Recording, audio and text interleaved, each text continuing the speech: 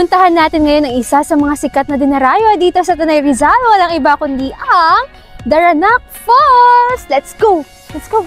Biyahe muna tayo ng mahigit 2 oras mula Montalban, Rizal patungong Tanay Rizal. Sunday nga nung nagpunta kami at kung makikita nyo, nakiayon din yung panahon dahil napakainit at sobrang aliwalas niya. Naging smooth nga rin yung biyahe at hindi ko inakala na andito na pala tayo sa Daranac Falls. So makikita nyo yung signage, andito pa lang nafe-feel ko na sobrang dami ng tao dahil ang dami naming nakasabay. Dito tayo sa Daranac Falls.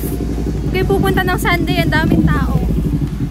In-expect na talaga namin na maraming tao nung mga araw na to, pero hindi ko in-expect na sobrang dami pala talaga at ganito kahaba yung pila. Well, it's Sunday, syempre family day, kaya okay lang yan, go pa rin tayo kasi ito lang din talaga yung time namin para makapasyal dito. Kung nagbabalak kang pumunta, open sila from 8 AM to 5 PM at narito naman ang entrance fee. Bago makapasok at magbayad, tatanungin muna kayo kung ilan kayong magkakasama at kung ano yung pangalan mo para na rin sa records nila. Tapos after nun, pupunta na kayo dito sa mismong cashier at magbabayad para sa entrance fee at kung gusto nyo mag-avail ng kanilang mga cottages.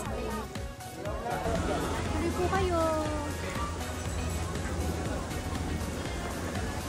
Dahil nga dalawa lang kami, hindi na kami nag-avail ng cottage kasi hindi rin naman kami nagbabalak magpaabot ng hapon o hanggang alas 5. Gusto lang talaga naming makapasyal, makita at maligo kahit saglit lang. At kung makikita nyo dito pa lang sa ibaba or sa bungad, may mga naliligo na rin. Kasi sobrang puno na siguro doon sa taas, kaya siguro may mga pamilya dito or magkakabarkada na dito na nagstay. Narito naman yung mga bawal ipasok o dalhin sa loob, bawal ang alak, ang mga plastic styro cups at marami pang iba para maiwasan na rin yung pagkakalat. Syempre dapat namamasyal tayo, maging responsable tayo. Mag-iingat kayo sa paglalakad dito kasi kung mapapansin nyo, madulas talaga siya dahil laging nababasa or yung mga dumadaan basa. At dito palang oh my God na talaga ako sa sobrang dami ng tao. Well, again, expected ko na to. Sunday kami pumunta, family day, so maraming magkakapamilya na talagang dumadayo dito. And syempre, ang Daranac Falls kasi ay talagang sikat na siya before pa. So kung gusto nyong ma-experience ng buo, ng parang konti lang yung tao or kayo-kayo lang, maganda pumunta kayo dito ng weekdays. Ganun pa man, sobrang nagandahan ako kasi akala ko joke lang yung blue water pero totoo pala talaga siya. At ayan, napakaganda ng kulay ng tubig.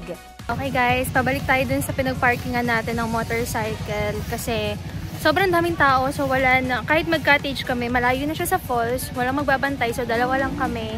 Kaya lahat ng gamit namin na hindi importante tulad ng mga damit, iwan na namin sa motor.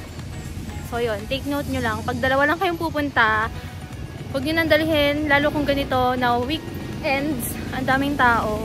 Wala kayong paglalagyan, hindi kayo makakaligo. Ayan, tinatakan nila tayo para pag pumasok tayo mamaya, yun natin papakita yung resibo. For only 50 pesos, pwede mo nang marentahan ng kanilang life vest or yung mga salbabida nila para sure lang na safe ka kapag naligo ka.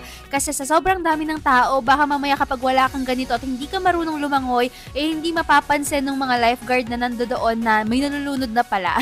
Para sa safety na lang din, kaya make sure na mag-avail kayo nito. Grabe, sobrang lamig nga dito, kaya hindi na ako magtataka kung bakit ang daming pumupunta ngayon dito dahil nga tag-init na rin at nalalapit na ang summer. Kaya for sure, pag naligo kayo dito, sobrang mag-enjoy din kayo. Buti na lang nakakuha rin kami ng mga videos na walang masyadong tao nung medyo lumapit na kami dito sa part ng falls. And kung babalik man ako, sisiguraduhin kong hindi na ganun karami yung tao. So make sure lang din na kapag nagbabalak kayo, weekdays kayo pumunta. Total, nandito na tayo sa Tanay Rizal. Sumegway tayo dito sa Epic Resto kung saan balita ko, merong napakagandang view, masarap na kainan, at mapapasyalan. Isa nga sa mga sinubukan naming tikman ay itong kanilang crispy palabok. Maganda at mukhang masarap siya sa pandinig, kaya ito, itry na natin siya.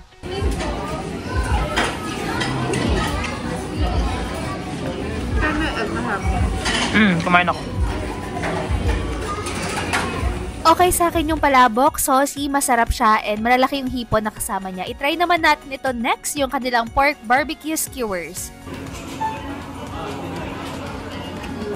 Init.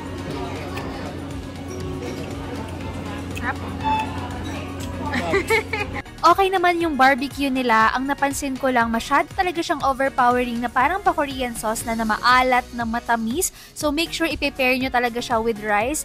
Pero yun, sa preference ko, mas gusto ko pa rin yung barbecue sa kanto na tigbe-20. Okay na ako doon. For me, sobrang nag-enjoy naman ako dito sa Epic Resto kasi bawing-bawi rin naman sila pagdating sa view. Tanaw nyo yung lake, yung mountains, lahat-lahat na. Sobrang ganda. Pwede rin kayong mag-picnic kasama yung family nyo, barkada, or yung inyong mga jowa bells. I-go nyo na yan, planuhin nyo na. Malapit lang din siya, halos 20 minutes away from Daranac Falls. Kaya sobrang nag-enjoy and sulit yung pagpunta namin dito sa Tanay Rizal. Wow, look at the view. Napakaganda, guys. Grabe. Ang ganda talaga. Tapos tanaw din doon, no, sa dulo, yung lake. As of now na nagpunta kami, pinapaganda pa nila yung lugar. So, kung pupunta kayo, mas maganda kapag tapos na talaga siya.